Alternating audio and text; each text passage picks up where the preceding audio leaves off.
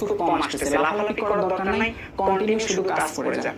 একটা গোপন secret tips আপনাদেরকে বলি, ইউটিউবে কিন্তু বর্তমানে পুরনো ভিডিওগুলোকে কিন্তু ইউটিউব মোস্ট ভিউজ যে ভিডিওগুলো পেয়েছে ওই ভিডিওগুলো কিন্তু ইউটিউব আবার র্যাঙ্ক করা শুরু করে দিয়েছে। এখানে শেষ না, পুরনো ভিডিওগুলোতে যে ভিডিওগুলোতে বর্তমান আগে মানুষের ভিউজ ছিল 400-500, ওই সমস্ত চ্যানেলে কিন্তু পুরনো ভিডিওগুলোকে ইউটিউব কিন্তু আবার দর্শকের কাছে রিকমেন্ড করতেছে। কারণ মনে করেন আপনার চ্যানেলে আপনি কি করেছেন, অনেক ভিডিও আপলোড করেছেন, এই রিসেন্টলি 2 বছর ধরে ভিডিও আপলোড করেছেন, 1 বছরের ভিডিও ভাইরাল, 1 বছরের থেকে আপনি ভালো পর্যায়ে আছেন, আর বাকি 1 বছরের ভিডিওগুলোতে কোনো ভিউজ নাই, ঠিক আছে?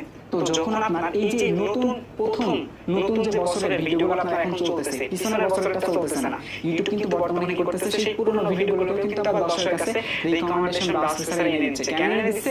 ইউটিউব বুঝতে পারছে এই কন্টেন্ট ক্রিয়েটর যেহেতু কন্টেন্ট ভালো মানুষ দেখতেছে, তাহলে পুরনো কন্টেন্টও হয়তো মানুষের ভালো লাগবে। এইভাবে কিন্তু আবার অ্যালগরিদম কাজ করে, আবার কিন্তু ইমপ্রেশন দেয়। সো এই জন্য কিন্তু ভালো একটা ভিউজ